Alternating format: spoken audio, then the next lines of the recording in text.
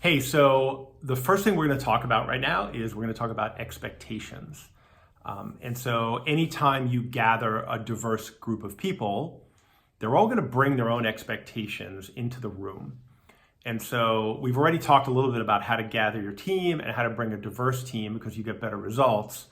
And now what I'm going to want you to do is go through an exercise that's called expectation mapping. And what it allows you to do is surface everyone's expectations in a group setting so everybody knows what each other is looking for out of this process.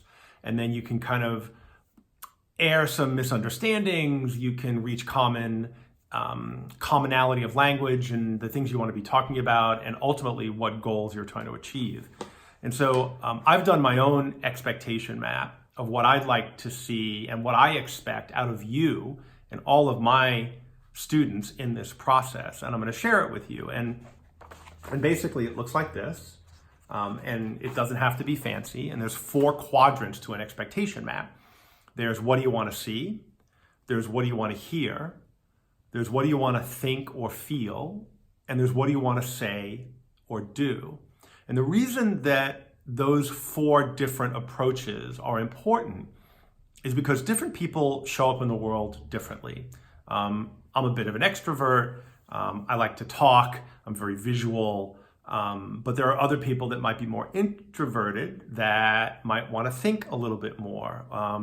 I tend to be intuitional, so I trust my intuition. There are people who are more tangible and they like to see data. And so the way we show up in the world is different, and we tend to prefer a certain mode or method of doing this exercise. And so by forcing each person or yourself to go through, what do I want to see? What do I want to hear? What do I want to think or feel? Or what do I want to say or do? You get a more holistic and well-rounded approach to making sure that you're covering all of the aspects of your expectations. And so for me, the first thing I want to do is I want to see diversity. And I talked about this a little bit. I want to see diverse teams. I don't want to see a founder or 2 founders in a room doing this work by themselves, because you're not going to get the best result. And we've kind of talked about that. So I want to see diversity. I also want to see you make time for this. I want to feel like you're making time for this. There's a lot of work involved in this course for you. And we're going to get into that, but you're going to have to block time to do it. And I know that some of this stuff is going to be, it's important, but it's not always urgent, right? And Stephen Covey in the 7 Habits talked about the big rocks and how you schedule your big rocks, which are the really important things, and let the little pebbles kind of fill in your schedule. So this is something you're going to want to put on the calendar, and you're going to want to make sure that your team is making time for it. And along with the time, there's effort, all right? So some of the stuff's going to be work. It's going to be grindy. You're going to be doing research.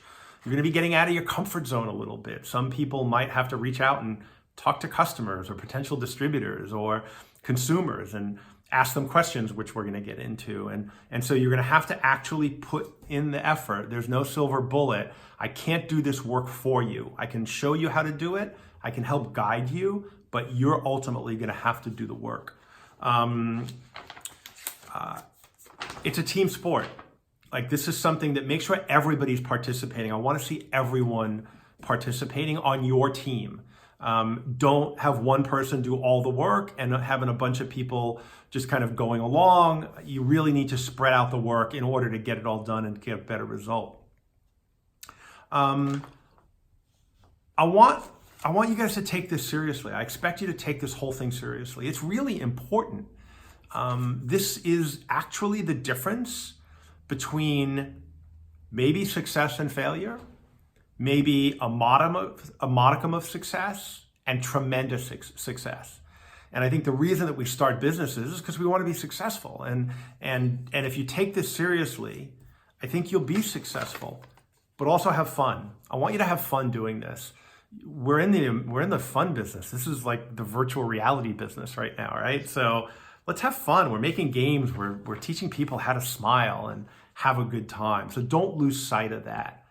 I think that I want to see you guys do this in sequence. This is really important, that these exercises build on each other. And if you try to jump around, you're probably going to get lost and you're definitely not going to get the best result.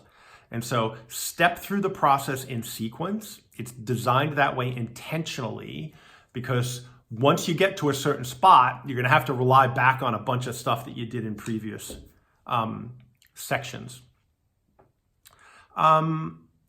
Something else that I expect to hear from some people is that we're not ready to launch.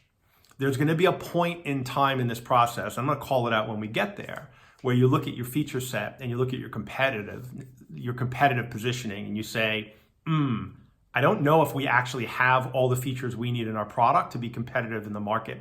And so we'll talk about that when we come to it, but I fully expect some people to say, shoot, I'm not ready to launch.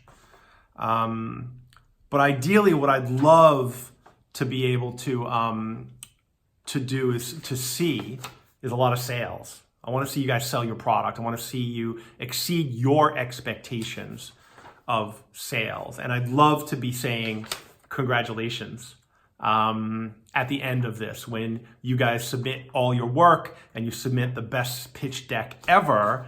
And I say to you, welcome to the Pitch Fest because you made it in. Because not everybody's going to make it into the Pitch Fest. Not everybody's going to do the work. But if you do the work and you follow the process and you commit, I can't wait to say, welcome to the Pitch Fest. And also next to last, I would love to hear that this is the best money you've ever spent.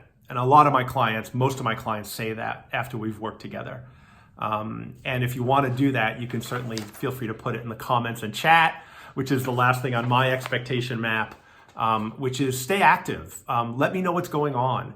Ask questions in the chat and post comments. Tell me how you're feeling. Tell me how you're going, because that'll give me a sense of what kind of progress you're making and help me help you make this a really great exercise. So now I invite you to take your expectation maps. We have a template down below that you can download and print out copies of it.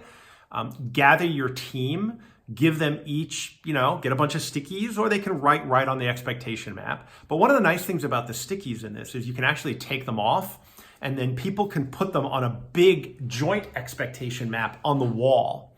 And then you can cluster them together and make sense of them. And then out of that, you have your team expectations. And then you can check in on that occasionally to see, hey, how are we going against our expectations? Are we actually meeting them?